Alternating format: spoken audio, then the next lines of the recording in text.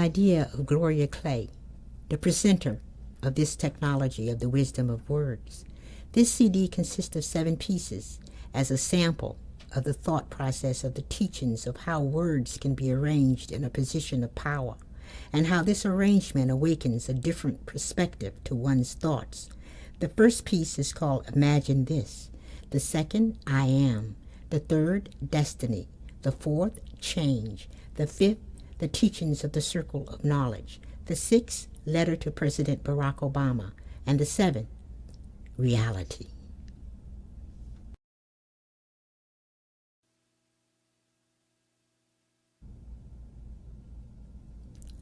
Imagine this. Imagine being in a movie that requires the color of glamour, and you have dressed yourself in rags for the command performance. Now your thought of glamour has become contaminated by the audience you have played to. Then you begin to think, how can I change my projection of glamour in the minds of my audience? Then the dismal thought occurred to you, must I attempt to change myself and give the audience what they came to see? A clown performing by the command of the thought of the masses.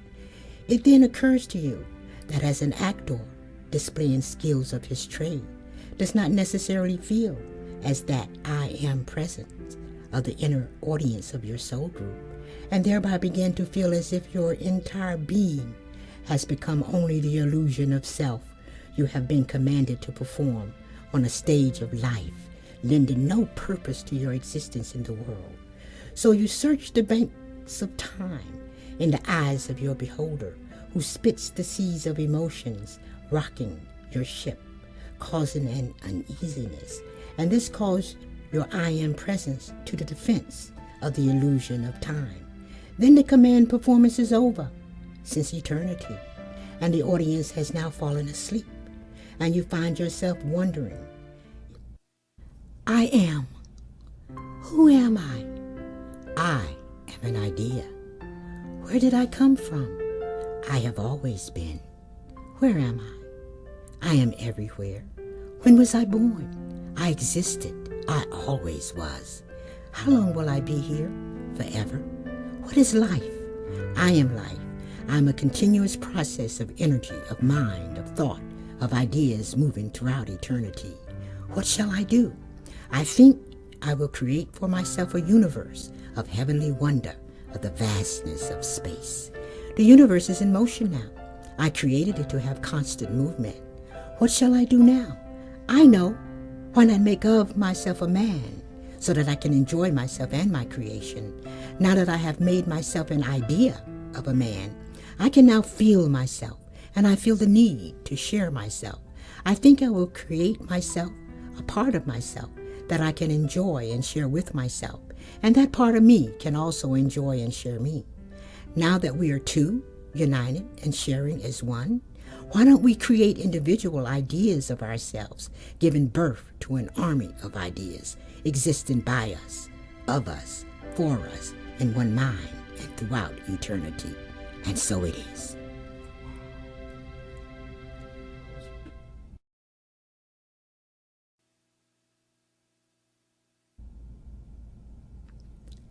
Destiny. The power that rules my fate is named destiny. The purpose of my birth is to face time with the persistent measurements of seconds.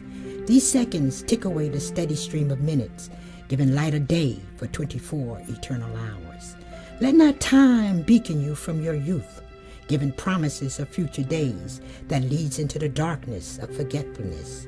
Remember, the power that rules your fate is the purpose of your day. So equate each day a second and face each hour with purpose and ride the winds of destiny to push back the hands of time.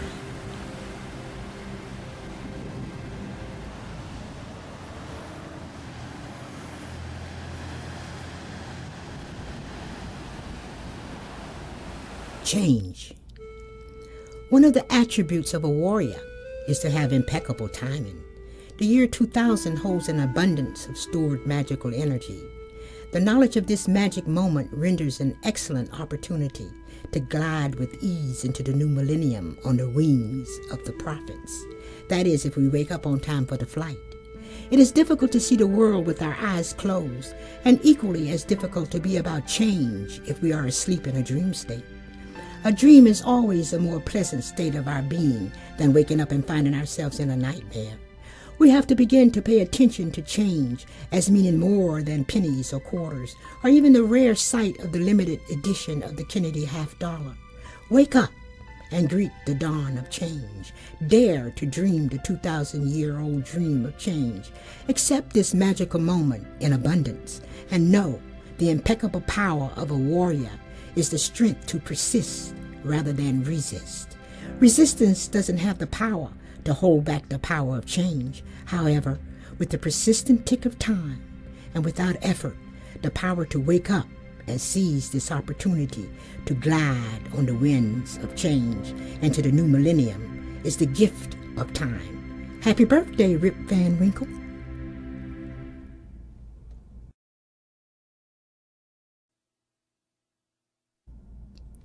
The Teachings of the Circle of Knowledge by Professor Gloria J. Clay.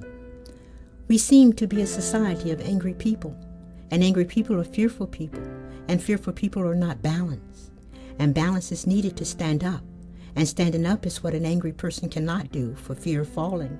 And falling is scary, and hurting is painful, and healing takes change, and change takes effort, and effort is dependent on movement, and we are too tired to move.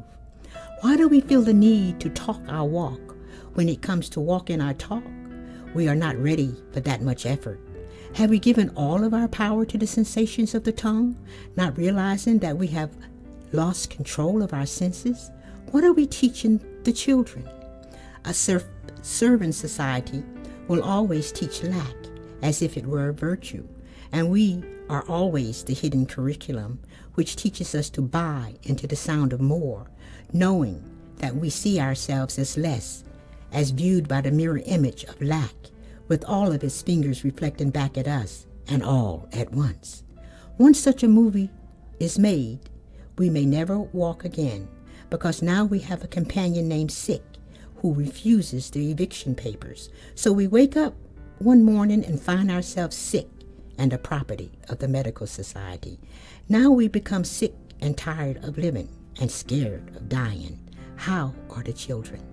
It is said that sociology is the scientific study of human society and human interactions. What does that mean?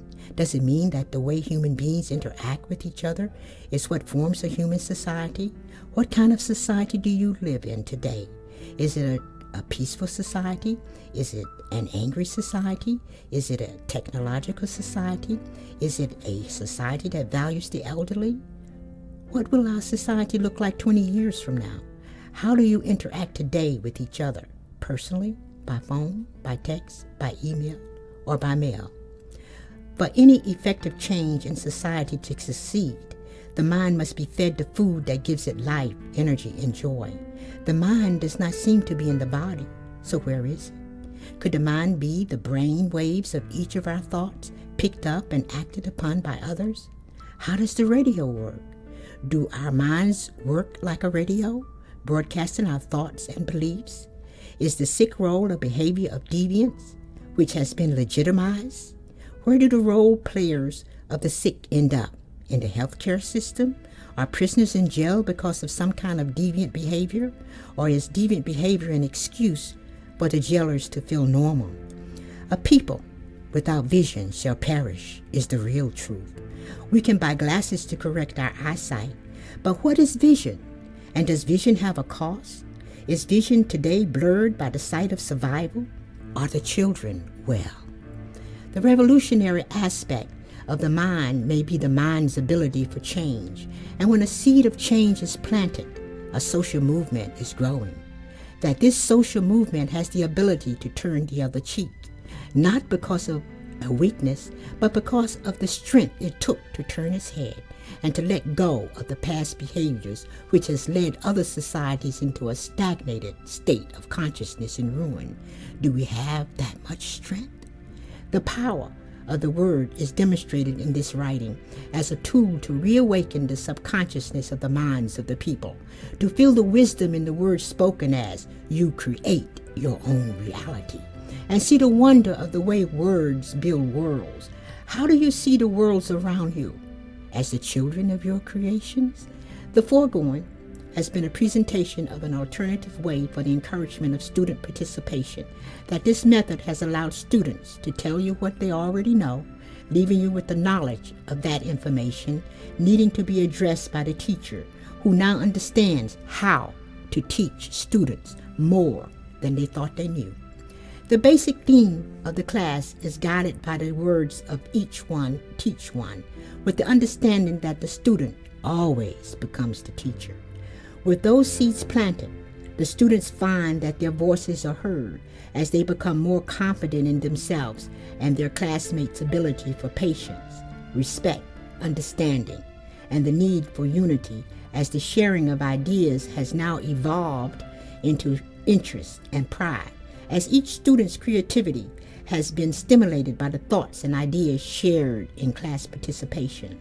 The students' creative side is shown in a collage, decorating the notebook of their sociological journey, remembering their friends, their family, their quotes, the thoughts, the feelings, their teacher, their school, their community, their state, and their country, as they live and learn about the study of their nature and what it has been nurtured to become. The students feel something moving inside of them. Their self-esteem has become enhanced, and a new perspective has been gained concerning their individual connection within society. As student teachers, we now find ourselves beaming with more self-esteem, our panoramic vision clearing the fog, so that we can now see our collective strength and become a people with vision as we flow into the circle of life in unity and in tune with the science of wisdom. And all of this is for the best interest of the child. The children are all well. Thank you.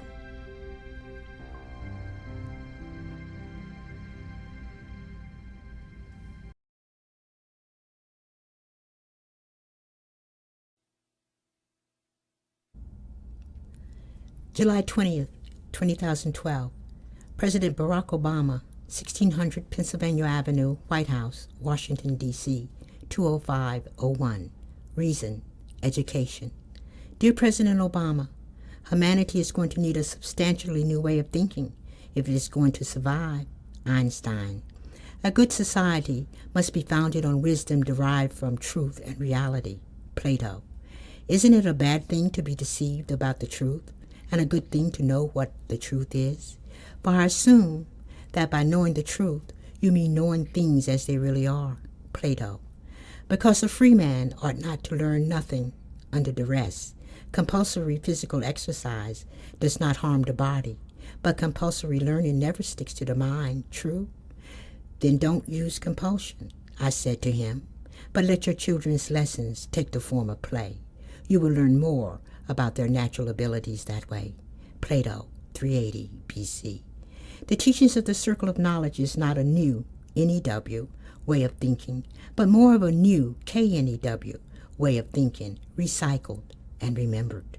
The Circle of Knowledge was born from a collection of empirical data and communications collected and experienced by me from corporations, government agencies, insurance companies, auto dealerships, hospitals, nursing homes, the court system, U.S. presidents, and other institutions in answer to documents sent to them backed up by evidence which could not be refuted morally or legally. In dealing with the human behavior of the salesman, the staff, the doctors, lawyers, judges, presidents, and human agents of the above-mentioned institutions, I found difficulty getting past their institutionalized indoctrination, their training, their prejudices, and their discrimination. Finally, it was intuited from the words of Einstein that a problem cannot be solved on the same level of consciousness as the problem itself. Therefore, I began to pay attention to the future of the world, the college students, as a means to revolutionize the education system. Attached, please find a 2-page paper entitled Teachings of the Circle of Knowledge, a 2-page paper What I Have Learned in Sociology and How I Am Applying the Principles of What I Have Learned by Professor Clay. 9 student papers of what I have learned in sociology and how I am applying the principles of what I have learned, a 5-page paper entitled The Hidden Curriculum by student Holly Hutchison, and my thoughts on the questions of energy, of time, and the mindset of habitual action. President Obama, this is an invitation for you to join my classes in the Circle of Knowledge prior to the elections in November 2012, and again after the elections. The appearance of the U.S. President would show the students everywhere that change is the only constant in existence, and that all things are possible when one becomes the dreamer rather than the dreamed. This package, letter, and invitation is going out to others who have received a room full of information from me, but found it unimportant to address the truth. And those said actions has left the people without vision, with a loss in trust, with feelings of powerlessness. And this equates to a stagnated pool of consciousness, which could lead to the ruin of this society. I would look forward to hearing from you. I have other ideas proven to be helpful to the nation. May God bless you, your family, and America in every way. Yours truly, Gloria J. Clay.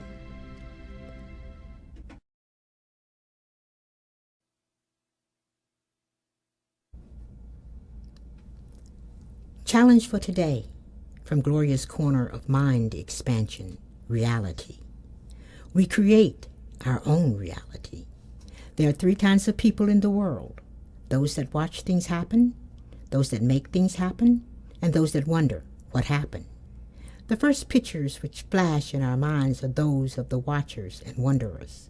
We see the watchers as people who live their lives as if they were viewing a motion picture.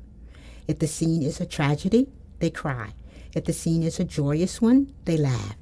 We view the wanderers as people who put their automobiles in reverse with the speedometer set at 60, then wonder why there are so many fools on the freeway. The wonder is, why are they bumping into me? Are any of us going to picture ourselves as the kind of people who watch things happen, or the kind of people who wonder what happened? We place ourselves in the center, the kind of people who make things happen, neither under control of others nor fools. We understand our position to be the center group of people, the movers and the shakers. We may now move with focus to the center, paying attention to what kind of reality we have created for ourselves. What do we see? Which would you rather do? See a movie or be a movie? Would you rather see a life in motion or be a life in motion? Wonder what happened to your life or create a life of wonder? It is all up to us, for we are truly the creators of our own reality.